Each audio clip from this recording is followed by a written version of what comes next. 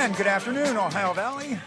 Welcome to Bill DeFabio's Variety Show for Tuesday, October 5th. This is not Bill DeFabio, as you can probably tell by my scratchy voice. This is Butch Maxwell sitting in yet again for Bill DeFabio in my 5th consecutive work day here at the Watchdog. It's kind of fun. I'll be here for one more day, as a matter of fact, consecutively, because tomorrow I will be on the air and on the air at 2 o'clock. Again, for my regularly scheduled program, which Maxwell's complete waste of airtime. I'm here, of course, as usual, with Lola. How you doing, Lola? I am doing well, Butch. It's I'm beautiful outside. It is. Absolutely It's a beautiful. just gorgeous out there. And you know, if I were not here, I would probably be home mowing my lawn. So actually, I'm kind of grateful. I'm kind of grateful that I can. Work does have its benefits. It does indeed. Yeah. So it's 77 now. I'm going to get up to a high of 79 today. So it looks like. Enjoy the last of these sort of summer-like days we've got going here. And a lot of stuff to talk about today, and I've got a special guest too. If you're regular listeners to the Variety Show, that you know that on Tuesday afternoons we talk to the people that Bill refers to as the wine and cheese ladies. The wine and cheese ladies. So we've got Guy and girl. Guy and girl. Oh, yes. Okay. Yeah, the wine and cheese people. Okay, yeah. Because Corey is obviously a man. He's from Casa Divino, right? Yep. And Janet is the female of this, and she's from Valley Cheeses. And so we're going to be talking with them, and I hope, as usual, at 1:30 this afternoon. And otherwise, we've got a few other things to talk about. You know, yesterday when I was here speaking with you, I was attempting to do what I normally do, which is stream live over the Watchdog Network's Facebook page. But it wasn't working. In fact, for about 6 hours yesterday, Facebook, WhatsApp, and Instagram all went down. Now you could get to the sites, but you couldn't add any new content at all, and any content that you saw was hours, if not days, old. Facebook, Instagram, and WhatsApp all suffered outages midday yesterday, and the outage tracking site, Down Detector, it's called, that's a good name for it, it logged tens of thousands of reports for each of the services. Facebook's own site wouldn't load at all, according to most people, although I was able to get it to load. It didn't, but it was old content. Instagram and WhatsApp were accessible, but they couldn't load any new content or send new messages, which was actually what I experienced with Facebook as well. I'm not on Instagram or WhatsApp or Snapchat or any of those things because I figure being on one social networking site is probably one too many, but there, I've got that one at least anyway. The outage that happened yesterday came amid mid-morning difficulties for the company because at a Senate hearing on September 30th, Senator Richard Blumenthal pressed Facebook Global Head of Safety Antigone Davis on Facebook-owned Instagram and the platform's potential negative effect on children, particularly on young girls. And then on Sunday, we talked about this yesterday, 60 Minutes aired a segment in which Facebook whistleblower Frances Haugen claimed the company is aware of how its platforms are used to spread hate, violence, and misinformation, and that Facebook has tried to hide that evidence. And Facebook, of course, has pushed back on those claims. So all of this sort of sets the stage for big problems for Facebook and Instagram, even before this outage. And of course, this led a lot of people to wonder, well, is this a coincidence? And very often there appears to be some coordination between things, but just because something happens before something else, that doesn't mean that it actually causes it. About Haugen's interview, it followed weeks of reporting and criticism about Facebook after Haugen released thousands of pages of internal documents to regulators and the Wall Street Journal. And Haugen is set to testify before the Senate Subcommittee on Consumer Protection, Product Safety, and Data Security today. And now, in her prepared testimony before her appearance, Haugen said, "I came forward because I recognized the frightening truth. Almost no one outside of Facebook knows what happens inside of Facebook. That fact, the fact that Facebook, Instagram, and WhatsApp all experienced significant outages for 6 hours was a major event for a lot of users. In fact, this was unprecedented.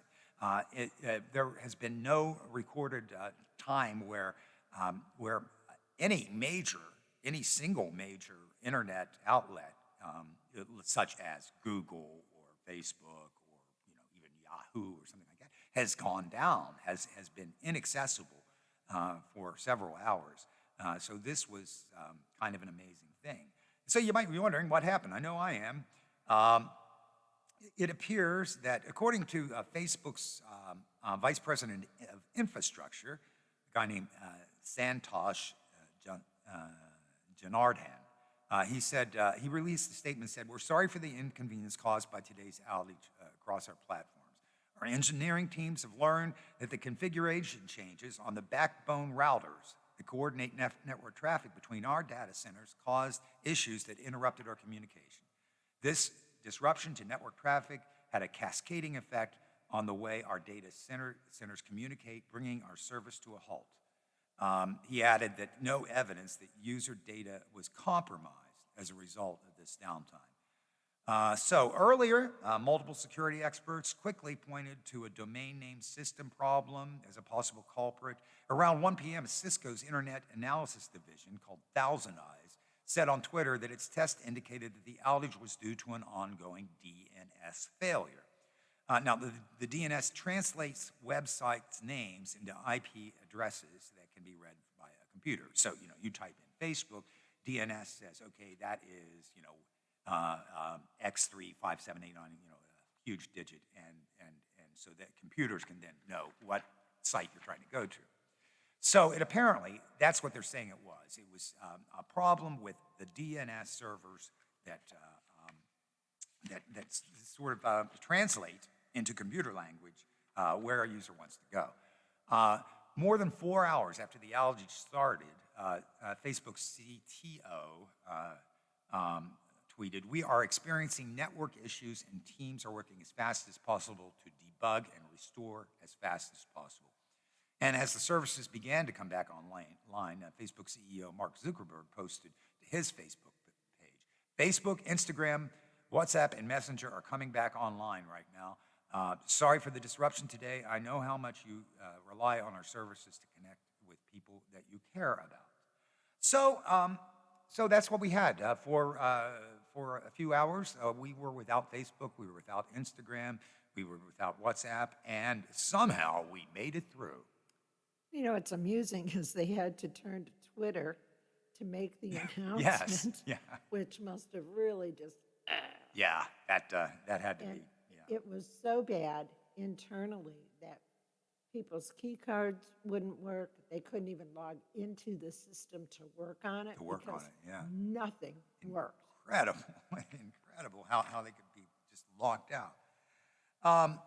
The company behind Tuesday's massive internet outages has apologized for making a costly mistake that knocked out websites, apps, and online services.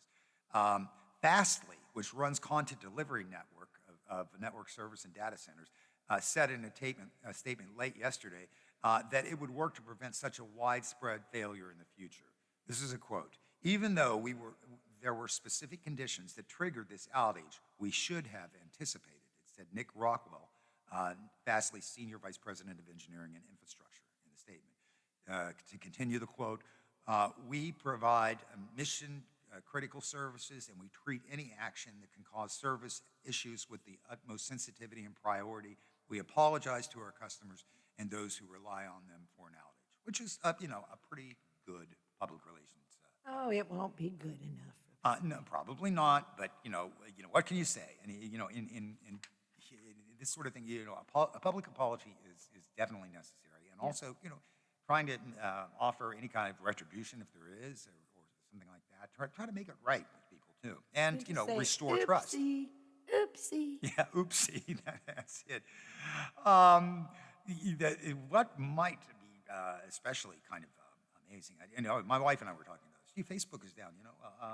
I wonder if they care. Well, yes, they care. I said because The longer they're down, every time for every quarter hour they're down, Zuckerberg loses another several $1 million. You know, Billions. yeah, millions and millions of dollars. Now, Fastly was able to get the bug fixed within an hour, but it took longer than that for the services to be restored. And Fastly actually supports a whole lot of news sites like CNN, The Guardian, New York Times, content delivery for Twitch, Pinterest, HBO Max, Hulu, Reddit, Spotify, a whole lot of other services. The outage Tuesday actually took down other major internet platforms sites as well, including Amazon, Target, and some UK government websites, UK.gov.uk. It also affected dozens of countries across the Americas, Europe, and Asia, as well as in South Africa. So this was kind of an amazing thing. They said that this outage was broad and severe, and we're truly sorry for the impact to our customers and everyone who relies on them. So sorry, my bad. We're going to fix it. And apparently this was also related to a software update that was unstable. Software updates are actually kind of rare in this world, but similar groups have temporarily brought down parts of even larger online platforms, including Google in the past. However, those outages were for nearly as long. Countless websites and apps around the world faced this major outing, and people are sort of putting the blame back on Fastly. So in kind of a related story that I alluded to earlier as I began to talk about this is Instagram and the dangers that are caused by it. And this is really something that it's going to take a little time to get into. But so I think I'm gonna stall off on let's put this one on hold, and we'll get back to that after we talk to the wine and cheese people, because we'll have another hour together after that. And I really want to maybe get some people to pipe in on this too, see what you think. So this is something just to consider. Do you think that Instagram is a net negative, especially for adolescents, and maybe especially for adolescent girls in particular, given body image issues and things like that? I'll discuss that a bit more a little bit later, but I would like you to think about that. And if you have something to say about that, anything at all that you could share, please consider giving us a call or even texting. Our phone number here is 304-214-1600. One more time, 304-214-1600. And I'll be glad to hear what you have to say about that. Meanwhile, let's talk about something that will take a little less time. And that's what happened yesterday. The Stones rocked Pittsburgh yesterday. I did not see the concert, but Bill DeFabio did, and I'm sure he's going to be in to tell you all about his experience of that on Thursday. But there they were, the 78-year-old Mick Jagger, an array of sleek, flashy jackets, was on full display Monday night when the Rolling Stones, after a pandemic delay, finally touched down on Heinz Field on the No Filter Tour. The Stones had played their first show in Pittsburgh way back in 1964, and it now widens the gap between Pittsburgh shows to a whopping 57 years since they have last appeared in Pittsburgh. This was the 11th stop during their tour, and they ignored Pittsburgh for 17 years between the 72 tour and the Steel Wheels tour of 89. So this wasn't the first one in 57 years. But they don't play Pittsburgh very often. They seem to hit Cleveland a lot more often, and Philadelphia.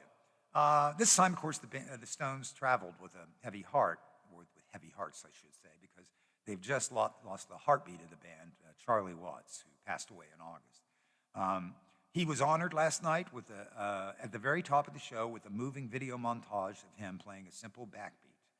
And the Stones hit the stage at only 48 minutes later than they were supposed to, at 8:48 p.m., striking a defiant tone with Street Fighting Man, the guitars clanging and Jagger singing in clipped fashion. And then they launched into a 19-song set. All except 3 would be considered classics from their mid-'60s to the early '80s heyday. And they could have gone on for 6 or 7 more hours, even with those. So Paul McCartney, who's about the same age, does 35-plus song sets. But he doesn't exactly move like Mick Jagger. So, I guess we can forgive him. 19 songs versus 35 songs. It's quite emotional when you see these images of Charlie up on the screen, Jagger told the crowd. We played with each other for 59 years. We dedicate this show to Charlie Watts. The Stones' originals now are just Mick Jagger and his 77-year-old Glimmer twin, Keith Richards. They're the only original members of the band left. Ronnie Wood has been with them for a while, the second longest of everybody. He moved over from the Faces in 1975. And those 3 are really sort of the core of the band now, kind of the roots of the band. Bill Wyman left the band, I think it's sometime in the '80s. And then, of course, the drummer just died recently. Of course, the Stones, their roots are in American blues, so despite some of the records being glossy at times, they much prefer loud and raw to slick and produced and note perfect. Early on, they stormed through songs like Let's Spend the Night Together, Tumbling Dice, 19th Nervous Breakdown, and then they got into a lesser-known song called Trouble's a Comin', which is a cover of a Shy Lights song, and that they actually did record back in 1979. Jagger said, I was hoping to do As Tears Go By in Italian, but it didn't win. So what they did give was Angie, a nice treatment. And it was paired with You Can't Always Get What You Want. This time done without the full choir production, but with Wood doing a searing solo. And the crowd sang along. At the end of that song, Jagger yelled, "Thank you, Pittsburgh. You sang brilliantly, even better than Cleveland." So he kind of has some idea of the rivalry going on between those cities. They played Living in a Ghost Town, which is kind of a funky, almost tropical rocker released during the pandemic. And it followed the trend of new songs sounding enough like the old Stones songs. But the energy kind of waned a bit, so they cranked things back up with Start Me Up, a song probably played hundreds of times in the stadium. It's absolutely one of their very greatest songs. Before making the band intros, Jagger mentioned not having much time to explore the city, like glaring at myself in the Andy Warhol Museum, he said. But he did hit Primanti's on Saturday and said that he would have to loosen his britches. They are the slimmest size possible. 11 songs in, he went off to get oxygen or whatever it is he does, and he left the stage to Keith Richards, that is, in a leopard blouse and a bright yellow knit hat to handle the vocals on Slipping Away and Before They Make Me Run. And then he added, this is like a goodbye to another good friend.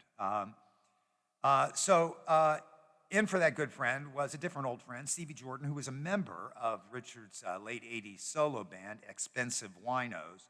Jordan filled in nicely, driving a muscular beat with bassist Darryl Jones, who replaced Bill Wyman back in 1994. Rounding out the ensemble were Chuck Leavell and Matt Clifford, and some backing vocalists and saxophonists, too. And they got the jam and workout together, and Jagger returned for the disco, funk, Miss You, and followed by the Midnight Rambler, with him blowing his harp in only the way he can do. And then followed that up with Paint It Black, and then a very cosmic version of Sympathy for the Devil with hellish fire on screens, and Richards taking a lot of liberties with the classic solo. And then Jumpin' Jack Flash was the ecstatic closer. And the last thing they said was, that's it for Pitt, but of course it wasn't totally it, because they came back for an encore, as bands always do. Gimme Shelter was the first of the 2 songs they did in an encore. And then, of course, the one you missed, I Can't Get No Satisfaction, which was their first major big hit in the U.S. So there you go. That's sort of the rundown on the Stones concert from last night. Anybody out there who happened to see the Rolling Stones last night, give us a call. Let us know what you thought. I know I had one friend that was there and got a text from him this morning, and I got the impression that he just had a great time, so that's fantastic. Lola, you've not seen the Stones, is that right? No, I have. Oh, you have? Yeah. You Yeah, saw them that once. was good. Well, yeah, I saw them twice, and that was good, too. Yeah, Yeah. yeah. It's something that any rock and roll aficionado ought to probably experience one time in their lives. But better hurry up because these guys are getting old. All right, well, let's go ahead and take a break. And when we come back, with any luck, we will have the wine and cheese people here, and we're going to find out what's going on down in the Center Market area. You're listening to Bill DeFabio's Variety Show here on the Watchdog Network. I'm Butch Maxwell sitting in along with Lola Miller, and we will be right back. The Metro News Update is brought to you by Thomas Auto Centers, Mall Road, St. Clairsville. Get the best deal at Thomas Auto Centers. West Virginia Metro News, I'm Chris Lawrence. A verdict in a Morgan County courtroom earlier today in the trial of Andy McCauley. Count one, murder.